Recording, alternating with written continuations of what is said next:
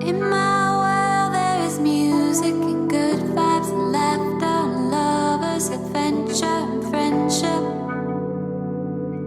We know who we are. Welcome to Be the Wellness Podcast, where we help you master your body, mind, and the experience of life through insightful conversation, interviews with experts and thought leaders, all with a side of marital banter and some good old-fashioned humor. Yes, we are your hosts, Adam and Vanessa Lambert, and we're committed to helping you live life fully expressed physically, mentally, and experientially. Sit back, grab a cup of coffee, and join the conversation.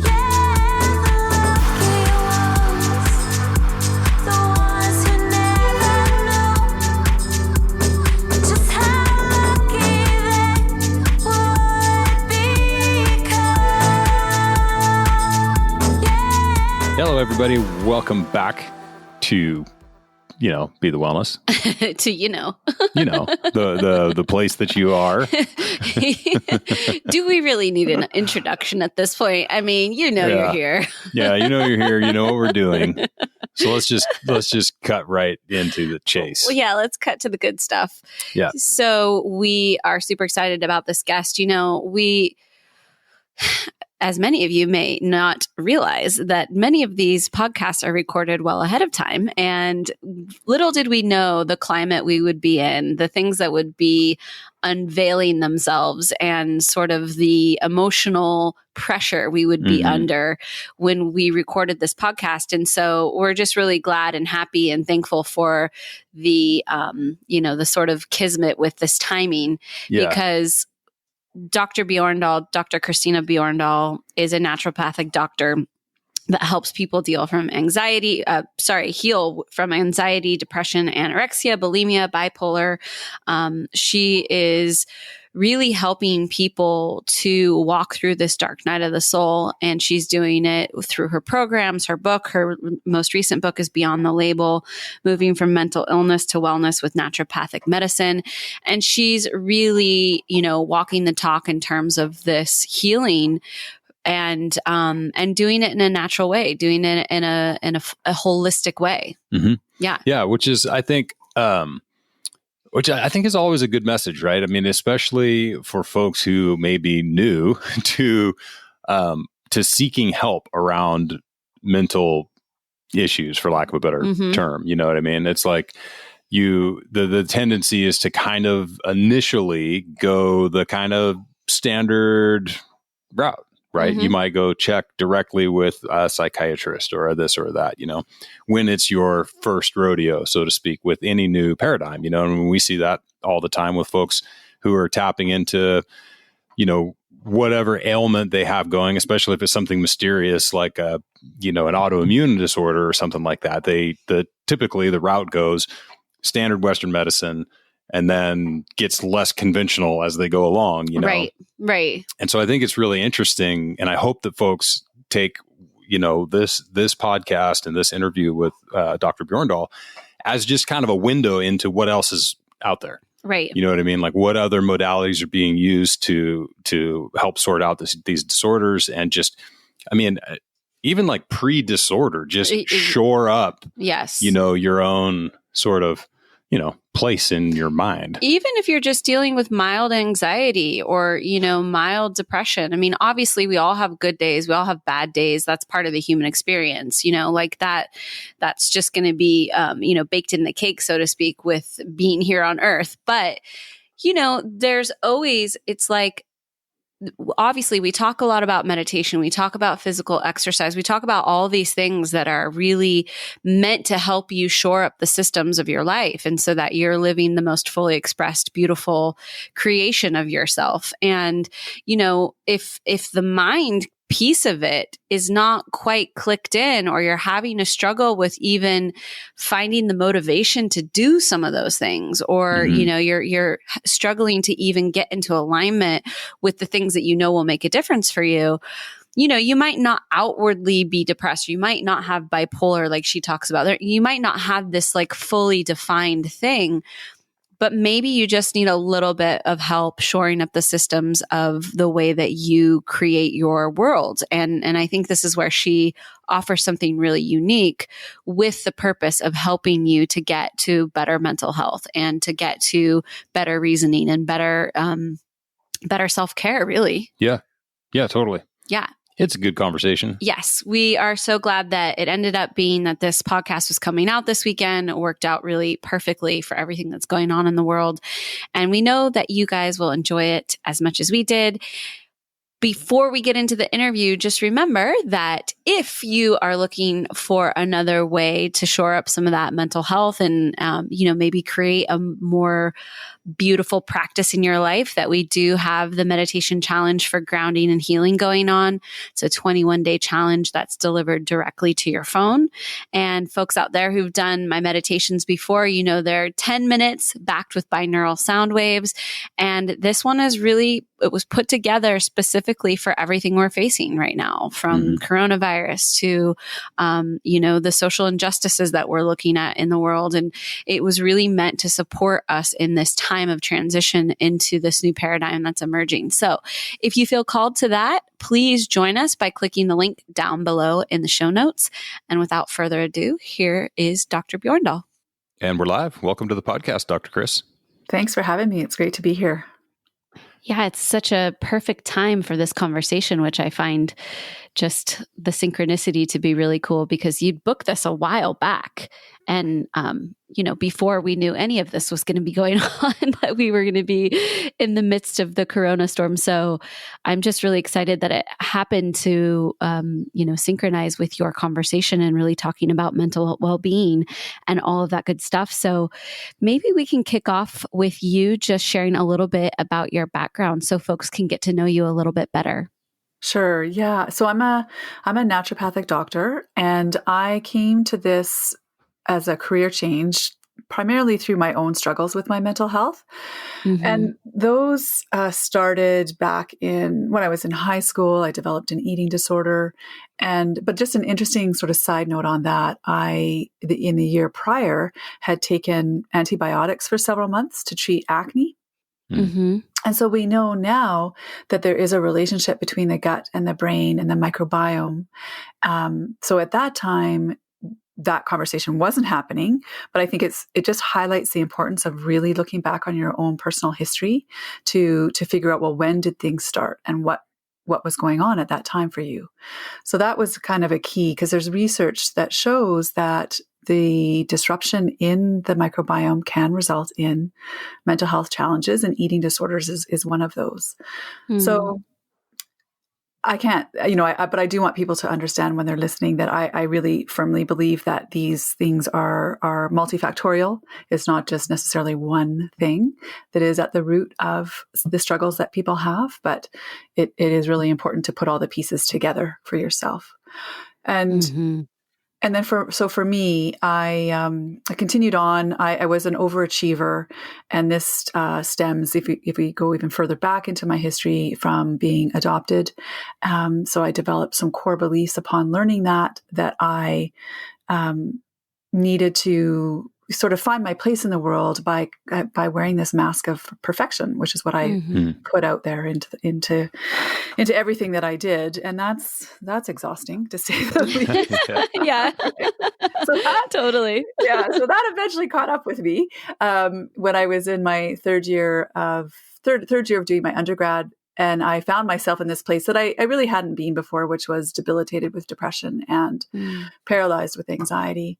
And a friend, out of concern for me, made an appointment for me to go speak to somebody at the Student Health Services. So I went to that appointment, was prescribed an antidepressant. I took it. And then about 3 months later, I found myself in this other place that I'd never been, which was not sleeping. Basically, so I was spun out of control into a delusional, psychotic, manic episode. It took 6 people to wrestle me into a straitjacket. And my goodness. Yeah. And then off I went to the rubber room, where I was left to come back to reality. And when I came back, I was then diagnosed with bipolar disorder type 1. And that was a tough pill to swallow.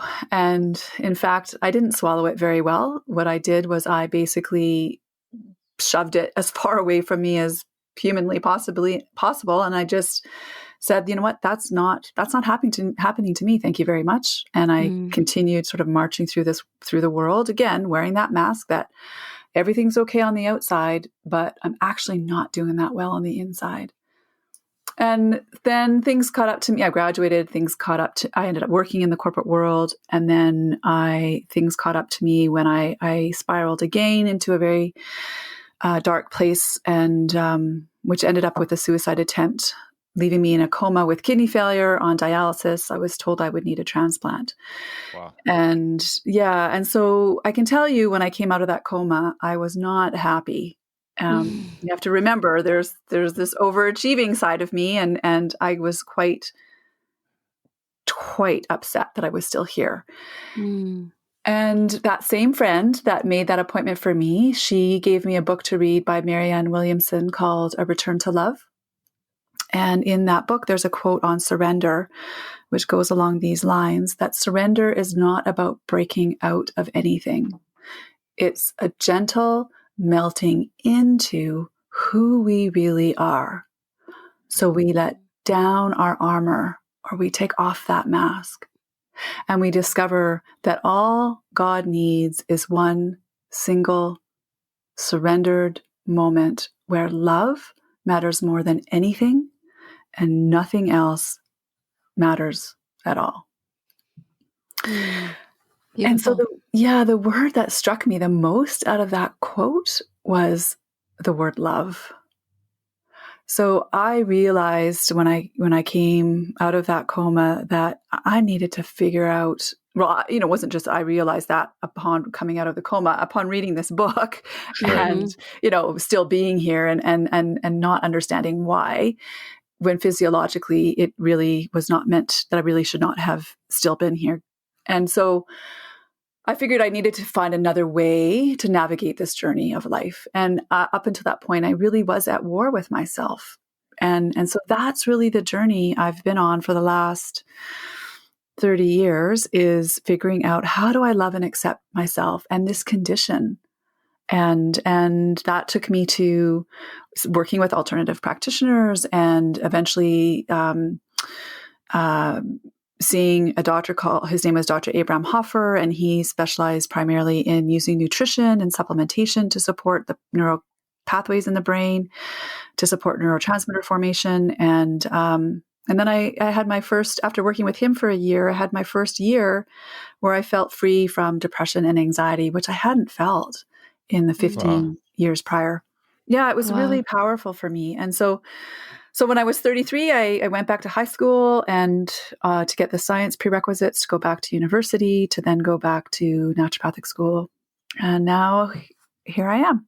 Wow. That is quite a journey. Yeah, a little bit of a long way to explain it to you. It's important. It really informs the conversation, doesn't it? I think that it's such a beautiful thing when I talk about this all the time, when your trauma can lead to your dharma, and the things that were the most difficult for you, or the most difficult for you to navigate, end up being the way that you give back and the service that you give back to the world. And it sounds like this certainly is the case with you. And a couple of things I want to unpack. First of all is I'm hoping that you can just distinguish the bipolar, because you said type 1, and I'm not familiar with the different types. And I'm curious if you can just unpack what some of those differences are and what that meant to you. Because I think it's great I just kind of want to cue this conversation up in terms of the lifestyle and the diet changes, if that was applicable to that, or if that was sort of a genetic predisposition, or how you sort of couch that. Right. Yeah. Yeah. So it's interesting. So whenever I asked why do I have this? The answer I always got was, well, it's genetic. But because I couldn't look to my left or my right to verify the truth of that, I never actually accepted it as the truth. And that is often the party line when people are diagnosed with, especially with bipolar disorder, that it's genetic. But I want people who are listening to really understand a different field of research that's come out in the last 20 years, which is this field of epigenetics. So to explain that, basically genes load the gun, but lifestyle pulls the trigger. So you're not necessarily at the mercy of your genes. It's really about what turns the gene on, or you may have the gene, but it's what lights it up or turns it on or off. So that piece I think is really important. And then to answer your question about the difference between type 1 and type 2, I've heard that there's a third type. I actually haven't looked into that because I feel like the title of my book is Beyond the Label, 10 Steps to Improve Your Mental Health, right? So I really feel like the label, so yes, it can be helpful, or the diagnosis, it doesn't really, you can move beyond it is really what I want to say. It's, these diagnoses are there to help guide perhaps, or influence or inform what medication might be appropriate, but it really doesn't tell you about the person's journey to get there. And I think that's what we need to be looking at. So anyway, so type 1 is when you have depression, but then you can have a psychotic episode. And so it can be they call it hypomania, and then it leads into mania, which is psychosis. So somebody with type 2 doesn't actually have a psychotic event. So they move into maybe a period of I don't even know why they call it. Well, no, I'm kidding. I was going to say, why do they call it hypomania? But it's underneath the mania, which is why. Right. But it's kind of a hyper functioning state. Yeah, right? You're functioning higher than you normally would, in the sense that you're not, you may not be sleeping as much. You may be more frivolous in your spending. You may be more vivacious. You might be taking more risks. So it's a little bit out of character than sort of the normal, quote unquote, normal state. Right. Which actually brings me to, I'll let you ask your go ahead. I can hear you taking your breath. Well, it's great because there's actually, this is something we see a lot with our clients, is where initially a diagnosis can be almost a vindication. Like, oh my gosh, thank God there's like a title, or there's a thing, or there's something that's real. I'm not just inventing what's happening with me. Like there's something to grab onto. But then we hear this all the time, but then the pendulum kind of swings where it's like, okay, now I want to transcend that diagnosis. I don't want that thing to now define who I am. And I don't want this to now be a construct in which I define my life. And so I love this idea because, I really don't know that much about the diagnoses of bipolar or manic depression or any of this kind of stuff. So it's really interesting for me to hear.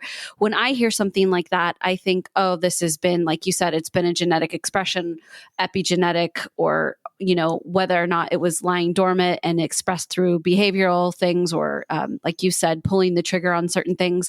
But I never knew if that was something that could almost be reversed, or if that's something that you do transcend the diagnosis. So I love this idea of like moving beyond it. And so I guess my question to you is, what does that look like? What does that look like once you get that diagnosis? Do you actually transcend it at some point where it's no longer like the name you take on? Or is it something that you kind of know is there, but you don't let it define how you function? Yeah, I think it can be a little bit of both. I think for myself, you're going to be hard pressed to find a lot of people who will say that they're cured from bipolar disorder, and I don't really like that word cure. But what I like the word is sort of living with or managing it. I want to believe that I have cured this for myself. But we won't, I'll have to come back in 10 years and we can talk again and see, well, how the last 10 years gone. Right. So, it's been, so I have, my last psychotic event was 12 years ago now. So that's quite a while ago. And I've had six psychotic events since this was initially diagnosed in 1987. So how many, I can't do the math right now in my head, but it's over 30 years. So it's not that frequent. You know what I mean? Right.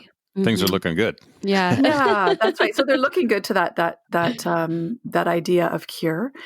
But I think what I really want people to understand is that there's 4 aspects to you as a person, and there's the physical, the mental, the emotional, and the spiritual. And when you get diagnosed with something like this, you're often sort of stuck on that physical level with medication is the only option for you. And I'm not here to say that you don't need to take your medication, but I am here to say that you're often over medicated. And it's not about no medication, or not about this form of medicine or that form of medicine. It's about this and that, and melding the two together to live your best life. And so that you're not limited by the label. So is it something that you find to be, I mean, at least an idea that's floating around out there, that it is this combination of things, right? Where whoever the practitioner is that's prescribing the meds, or do you find it common that they would say, okay, look, we want you to do whatever we can do to keep you on the lowest dose of this as possible, right? Like so there's this whole other aspect that we need you to be working on, that's your own internal work, whether it's meditation or whatever, and diet, like you mentioned. Or is it kind of just, well, we'll just medicate until it works and leave the rest of it kind of off the table? I really think it depends on the practitioner you're working with, So for me, initially, it was medication only, no discussion about diet, nutrition, the type, my thoughts, my core beliefs, my shadow beliefs. None of that was ever invited to the conversation. And I think it really, an interesting side note here on the diet piece is when I went to when I was in second year nutrition, we had to analyze our diets. And the only essential amino acid that I was deficient in was one called tryptophan. And tryptophan, the pathway in the body is it goes to make serotonin, which is that main neurotransmitter that most people are familiar with. So I was shocked because, in the 15 years prior that I had struggled, nobody ever asked me what I was eating. And remember, I had the eating disorder and I had a lot of cracks in my nutritional foundation. Right. So another, guide people can reference is I created this, it's called the Essential Diet, Eating for Mental Health. So it's understanding that there are essential nutrients that you simply have to get from your diet. And if you're not, you may not have the building blocks to make the neurotransmitters or the hormones that you need to support your mental well-being. Right. During that process, were you able to kind of look back at the things that you were eating, when you had your eating disorder, and sort of identify where that lack of tryptophan was? I mean, I think people are familiar. Anybody who watched Seinfeld, right, is familiar with tryptophan and turkey. And it's like, it's the only thing that has it. That's why you always want to take a nap. Yeah. Yeah. Well, actually, so they've shown that as well, that nap piece from having that, Thanksgiving dinner or Christmas dinner is also the carbs, like a lot of like the potatoes and right. As well. But you're right. For sure. Yeah. But you're absolutely right. Tryptophan does go on, like it goes, the pathway is 5-HTP, serotonin, and then melatonin.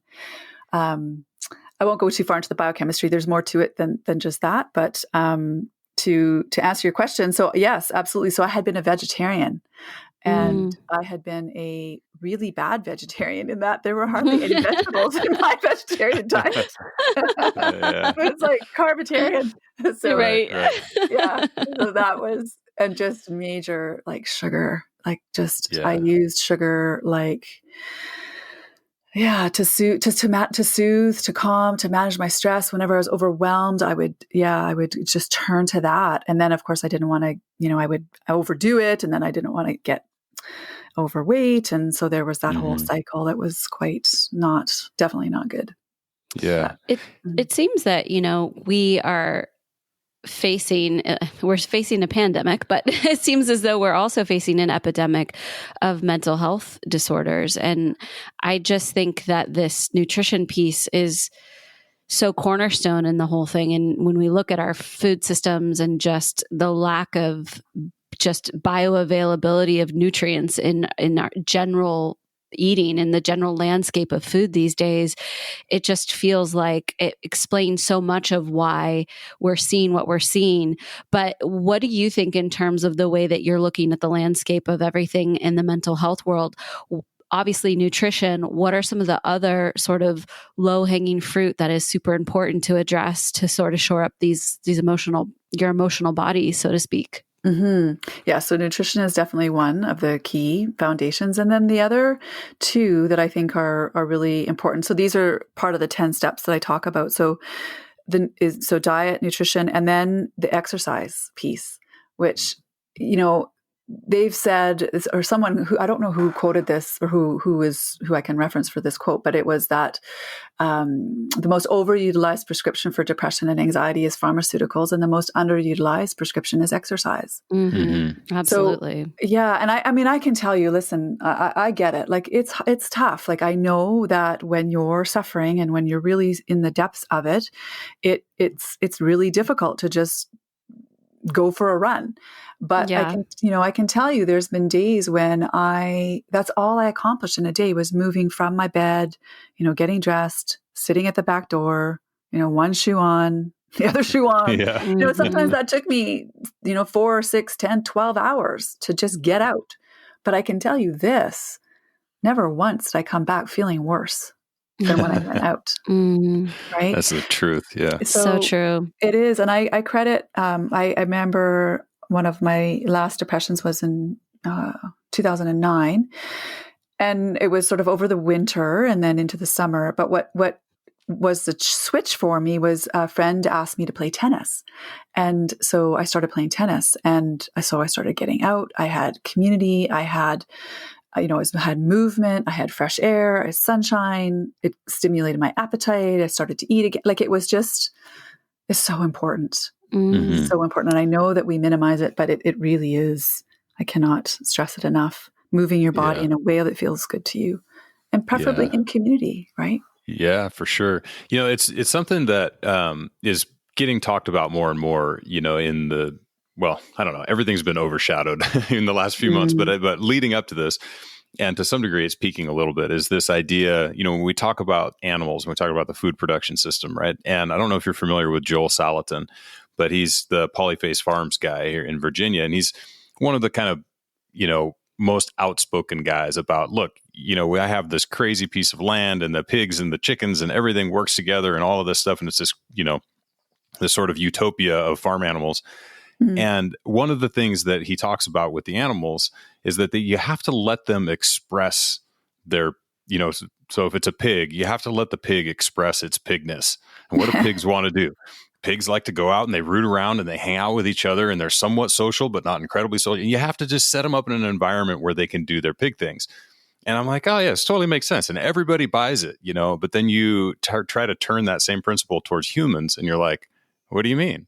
Why would it possibly be important? I have all the community I need right here on my laptop, and why would I need to go outside and get into the sun? It's this just total hypocrisy around understanding, that we just really need everything you just described: sunlight, community, movement that's, comfortable for you, and maybe a little bit that's uncomfortable. Yeah, exactly. Yeah, no, I think we've really gotten off track in society. Michael Pollan says that we've given up 2 hours of our day to screen time, and what have we given up in lieu of that? So we've given up exercise and we've given up cooking, right? We've actually been spending time cooking a meal. So I think he's right on the money with that. And so I'm trying to say to myself, I actually got rid of, people are going to think I'm probably crazy, but I got rid of data on my phone. So when I'm out, what a good idea. You cannot, you can't reach me. And if from by text and I'm not able to look at my social media, and I have not missed it. It's been 1.5 years now. And because I found that I was always looking. Yeah. Yeah. It's like a default setting. Yeah. And I don't want to always be looking. Right. And so I want to be on my phone less than, or I want to be exercising more than I'm on my phone a day. Well, I find this really interesting, actually bringing up the phone piece of it, because I know that this is kind of a widely accepted sort of stance on that. A lot of people are turning to their phones because the social anxiety or the awkwardness about interacting with people, or just kind of losing that social compass to navigate in their lives with. And so I'm curious what you say to people, because, that's definitely in alignment with what you're talking about. It's like the overuse of the phone is almost a mental health issue in itself, if you will. Yeah, I think you're right on with that for sure.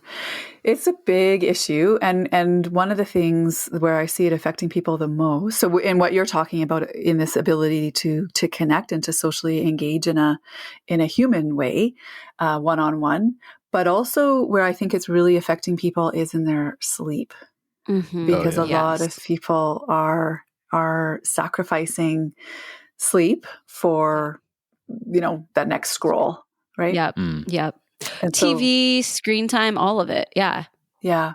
But it's easier to take your I find, so, maybe it's because TV's been around a lot longer. And it's not always, I'm hoping that if people have TVs in their room, I really recommend you don't. Yeah. But with your phone, a lot of people take it with them to bed. Mm-hmm. And so don't do that. Right. Yeah. Yeah. I know. I plug mine in the kitchen, actually, and at night when I'm done, I'm like, it's in the kitchen. I don't even want the energy of it in the bedroom, I don't even want, I don't know what it might be emitting or not, but I just don't even want the energy of the phone or any of that kind of stuff in the bedroom. It's like that should be the place where literally the space is clear of all of that distraction energy that takes you away from that deep restorative sleep, which you should be getting. That's right. That's right. And at the beginning of your day as well, instead of going straight to your phone, get your movement in. Mm-hmm. Or get your nutrition in. Like that should be first. Like you should be first versus everyone else coming at you.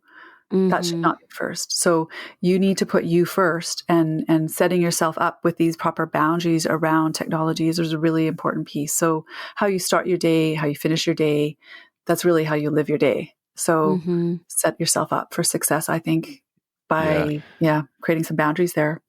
Yeah, it's so tricky. So, we do remote and online coaching, right? So everything, all of our content is delivered via an app on your phone, and so it's like, here's your morning routine. Quick, look at it, and then wait, no, turn your phone off. Don't do this. I don't know, write it. It's like we almost need to, it's like we almost need like a whiteboard that the night before you get your morning routine and you write it on the board, and then the very last thing is like, okay, now check your email. It's such a hard balance to strike, because the phone is just such a convenient, content delivery tool. That's right. But it's interesting. I've been, because this is something that we've been, doing for quite a while and trying to figure out like how to minimize the distraction that just comes from it. And I've found so many people with I'm always looking for like the coolest app that can deliver the workout programs with the best video quality and all this functionality and all of this stuff. And people are like, what would be really cool is if you just had like, I don't know, like a PDF that I could just print out and take with me to the gym so that I don't have to be on my phone all the time. I'm like, right. Oh, well, we totally do that too. We could do that.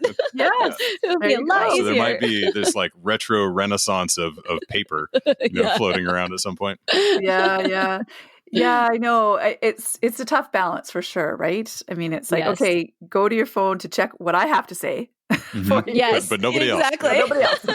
Exactly. Put it down. I think this is when it just really makes so much sense to batch things, right? And like I have a program called Authentic Self where in the mastermind portion of it, I really, really hammer in creating a calendar, like dedicating the space of your day to what is meant to be focused on and really getting clear about that. And this, I think, is one of those things is like, get clear about what time you're going to be on your computer, on your phone, and what you are meant to accomplish with it, because it just is such a slippery slope of just flipping it on and going down the rabbit hole of social media. And then, popping up an hour later and being like, oh yeah, what was I going to do? I was going to brush my teeth or whatever, and I think it's just so important to like define what is it that you want to get out of this? How can this be a positive contribution to your life?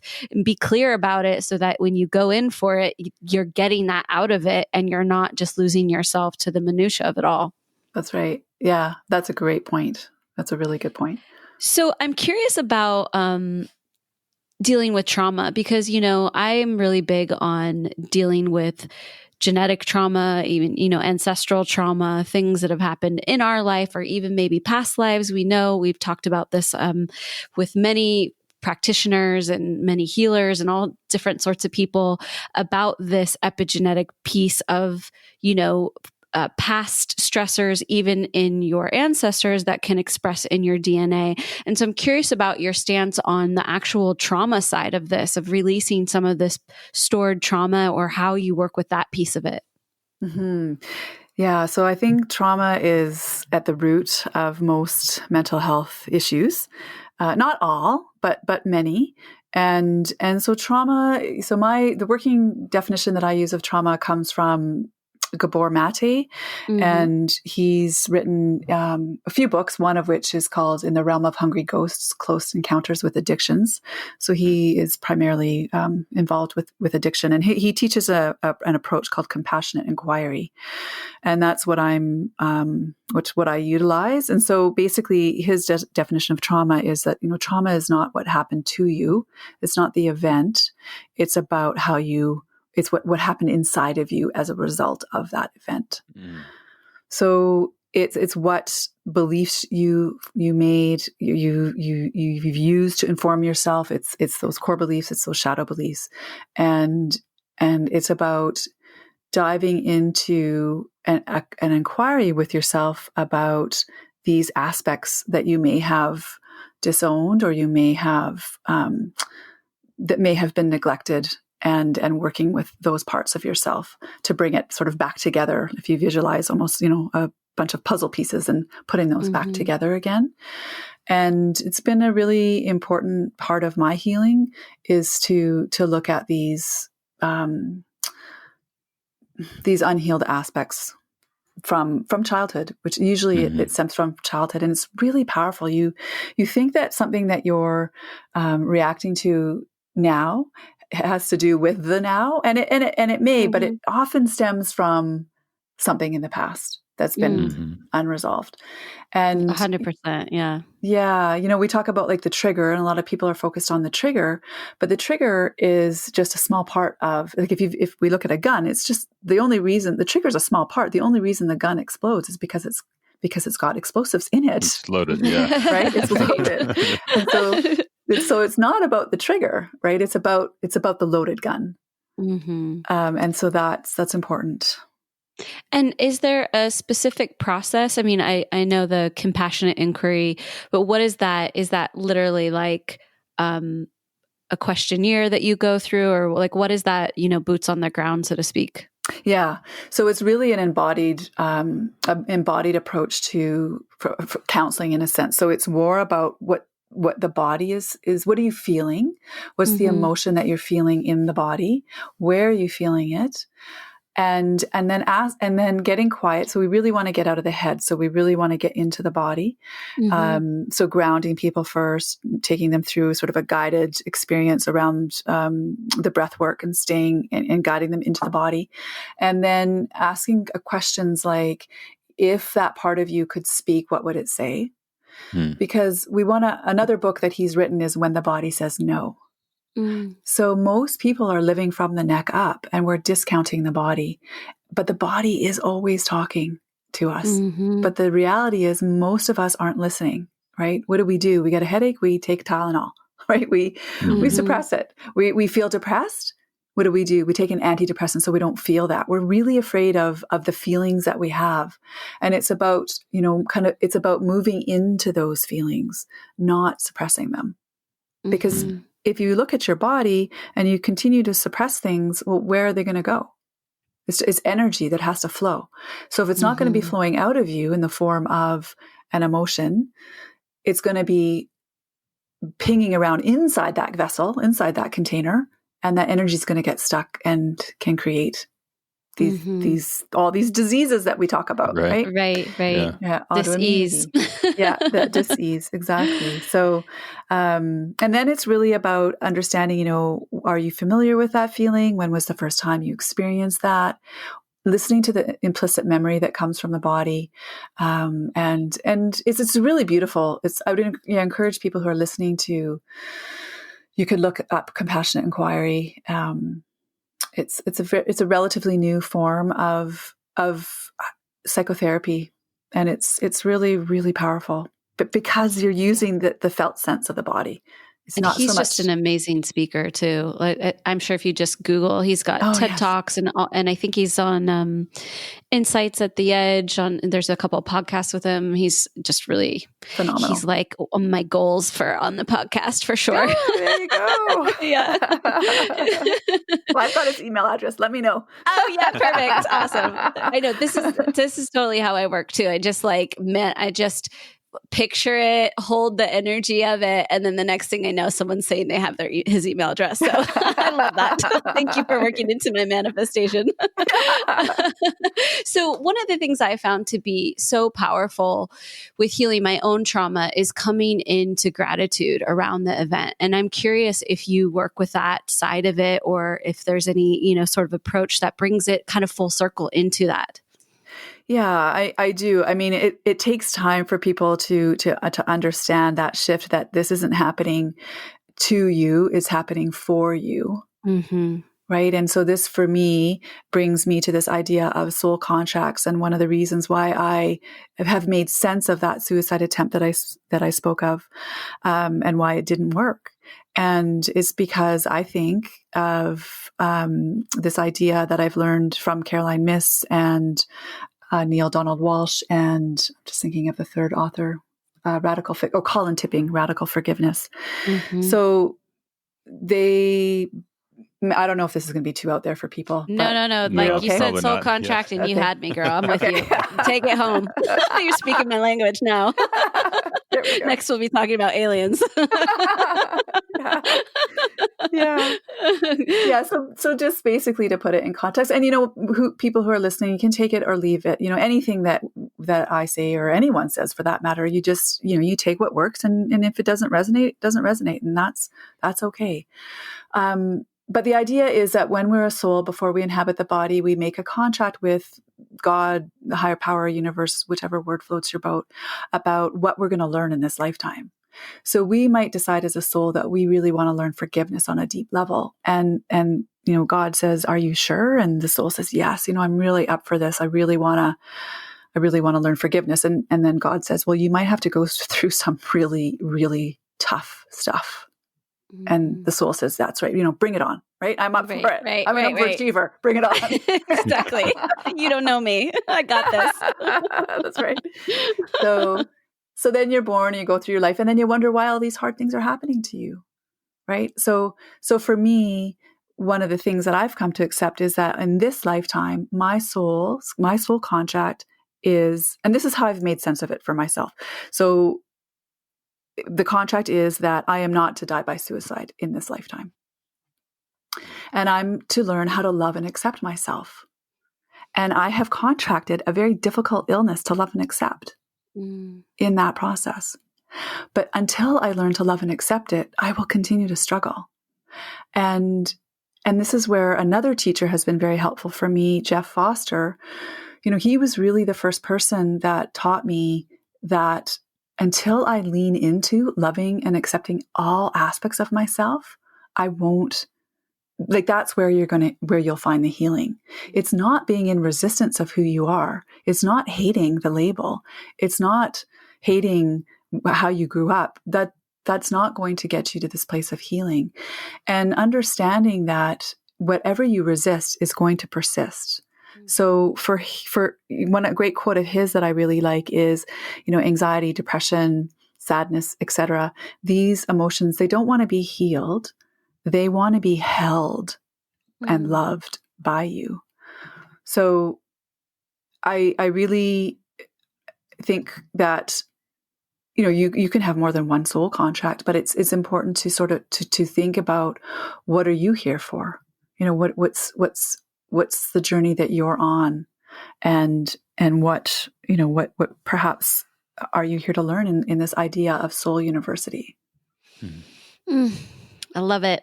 Yeah. And it's just, I think it's so important that you bring up that piece of resistance, because often if you look towards what you're resisting, that's typically where the lessons really are. And it doesn't have to be as hard as we make it sometimes. It's like, obviously, I totally believe in soul contracts, and I think you're right. We agree to go through these difficult things, but we also have the ability to temper how difficult they have to be. I mean, we don't have to bang our heads against the wall 20 times before we get the lesson. Right. So That's right. we have, there's this freedom of choice, this free will piece of it where you can take it in and surrender to it and really transform it. And maybe there's a certain amount of trauma or experience that you have to go through to really get it. But I just think that it's so helpful for people to realize, like, you get to choose almost the length or the distance of the suffering to some degree before it can be transmuted. That's right. That's right. Yeah. And I know it's sometimes really hard for people to get this, if they've, because there's some horrific things that happen. And sometimes it's hard to make sense, but of those events. But for me, this idea of soul contracts helps me make sense of things that don't make sense. Mm-hmm. And I think that I just lean into that, and I trust that there is an explanation for your greater good. It might not, might not see it now, but it's there, and it may take, some time for it to unfold, but just to trust in that. Yeah. I mean, there's so many things, right? That's like in the moment don't make any sense whatsoever. And then hindsight, you're like, oh, and whether you're constructing that because I think our brains just want the pieces to fit, or not, whatever, it's comforting, and it seems to be like persistently true. So that there's no reason not to just assume that at some point, what we're doing right now is going to make total sense in the story of our lives, Mm-hmm. Yeah. I like it. Yeah. Yeah. Well, this has been such a, oh yeah, please. Yeah, no, Go sorry. ahead. I just wanted to say one thing about from the mental health perspective, if people who are listening, one thing that's really important too is just to understand that you don't have to believe every thought you have. Mm-hmm. And that it is our thoughts that can get us into a lot of trouble sometimes. And so learning to work, find someone that you can work with that can help you with managing your thoughts so that you're not at the mercy of your mind. Mm-hmm. So there's a program I've created, people can check out if they want, but there's lots of skilled practitioners out there to work with around this piece. And that I just wanted to mention before we sign off, because I just want people to know that for me, a really big step on all of this, yes, diet, sleep, exercise, managing stress, that's all really important. But until I learned how to manage my thoughts, that was a really big piece that I needed, help with. And Adam, you mentioned meditation earlier. That's basically what is, for me, has been one of the tickets to freedom from my mind, right? Is looking at the thoughts, getting curious, like, wow, that's a humdinger. Where'd you come from? Yeah. Which lifetime are you from? Yeah, right? totally. So, and not attaching to them, right? Not attaching to them. So, yeah, I love that. I actually have pretty much a commitment not to trust my thoughts after dark. and it sounds kind of crazy, but honestly, there's just something about, as I get tired, as I get fatigued towards the end of the day, like I just know that my mind starts to go into places that when I'm really energized and I'm really full and I'm really feeling completely vibrant, that it just doesn't gravitate towards that, that area. And so I just have this standing rule, like after dark, I'm like, yeah, okay, we'll talk tomorrow. And if you feel the same way when it's, when you've had a full night's sleep and you got your meditation in and it's sunny out or whatever, then we'll look at it. But it's true. I think that it is important to have sort of a way to navigate the landscape of your thoughts, because I think we're in this paradigm of thinking that every thought we have needs to be acted on or needs to be true or needs to be this big, thing that we navigate our world from. And sometimes it's just a thought. Yeah, that's right. Random little bits of leaflets floating around in a dark closet. And Right. you're like, what is this thing? Oh, Where'd put you that come back. from? Yeah, exactly. And so I love the idea about getting curious about it and, and all of that. And it's just the thing that has really helped me is like, okay, I'm going to get curious about you tomorrow if you're still here. Yeah.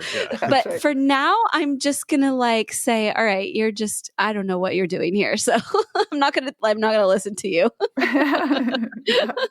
Put it in a little boat and float it down the river. Float it down the river. Yeah. Well, I've loved this conversation so much. And I just think it's so amazing that we're in a time and a space where people like you, who I really believe are the healers of the new paradigm, are showing up to use your own experience and your own heart to navigate and use as the compass in which you help the world grow and expand. And it's such a beautiful time that we're in right now with everything happening, that there's more and more of these conversations, and that everywhere people turn, they're hearing these snippets of the same kind of song, from different voices, that inevitably I feel like there's a saturation that's happening for people out there, that we can start to grab onto this and really cultivate a new relationship with how we interact with our thoughts and our life. And so I love your approach. I love your work. And, I just let people know about books, about where they can find you, all the good stuff. Mm-hmm. Yeah. My website is dr and then ChristinaBjorndal.com. So hopefully you can, We'll want put me to some spell links. it? Yeah. Put some We'll links put up. some links. Yep. Yeah. Yeah. And then that's basically the main thing. And then the books are on Amazon or Barnes and Noble, chapters in Canada. And I just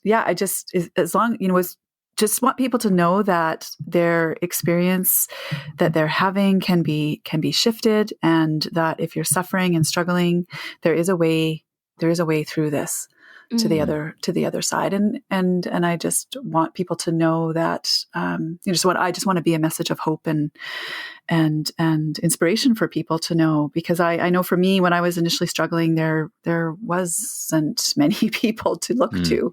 Mm-hmm. So yeah. You really are part of a new paradigm that's emerging, and it's so refreshing. And I think it's so beautiful because it's making healing more available towards the everyday person. You don't have to be so far that it's like, your experience was a pretty extreme experience, right? You're in a straitjacket and you're going, it's like we're being given the opportunity to work on this stuff before it has to get to such extremes in our lives. Yeah. Yeah, absolutely. And I really recommend people go to your website and download your guide for eating for balanced mental health, because I love what you said about, just making sure you're getting some of those essential nutrients. People, we think that we had a salad today, or we ate some vegetables, or we sort of just check these mental boxes about getting enough of something without really having a clear picture of what the boxes are that we need to check each day. So I love that. Mm-hmm. Yeah. Thank you. Yeah, that's right. Awesome. Well, thank you so much, Dr. Chris. It's been beautiful. And we hope to see you in the flesh someday. And we wish you luck with the rest of your quarantine. Yes. I know. I was looking into your trip. So I'm like, I want to go. Yes, please. Yeah. Come on, all of them. Well, when we There's can so travel. Exactly. Yeah. Yeah. All right. We'll see you soon. Yeah. Lots of love to you both. And that's a wrap. So we really hope that you guys got something out of that conversation and took away at least a couple of little nuggets and stashed them away for later use if it's not stuff that you're going to immediately implement in your life. Yeah. And, if there's someone out there that you're thinking about that you think it could make a difference for them to hear this kind of information, I know so many people are suffering with mental health issues. Please pass it along to them. We want this podcast to be a resource for people to find alternate solutions, or to find solutions in general. Right. Really, it's not even alternate, it's just solutions. Yeah. The things that, we know people are having success with, the things that we know are making a tremendous difference in their life. And so if this is one of those podcasts that you're like, I got to send it to Cousin Mary or Sister Sue or Sally Uncle in John. Cincinnati or whatever it is, take the time to share. And if you do also want to leave us a 5-star review, write a review on our iTunes channel or wherever you listen to this, we always appreciate. And, we see your reviews. They mean so much to us. In fact, I want to read one that is a new one from Anne Fritz. And she says, through Adam and Vanessa's podcast, I have found a new tribe. They and their guests speak directly to my soul and have helped open my mind to so many new ways of thinking. I promise that if you listen with an open heart and mind, you too will grow and learn new ways of thinking and being. I cannot thank them enough for their hard work with these amazing podcasts. It is because of their podcast that I am on a path to spiritual awakening and growth. Wow. And we hear that, you guys. We hear it. It means so much to us. Thank you so much, Anne, for taking the time and writing it. It really means a lot to us. You have no idea how much labor goes into this podcast, and we do it because we love you. Honestly, it's the only reason we're doing it. It's true. It is because we love you, because we want to make a difference in your lives, because we care about the state of the planet. We care about the state of people's hearts and minds. And this is our contribution to that uprising and up-leveling of energy in the world. So when you say that to us, it means the world to us. Thank you so much for receiving that. Bam. Yeah. It's good stuff. We love you guys. We'll see you next week. Bye. Bye.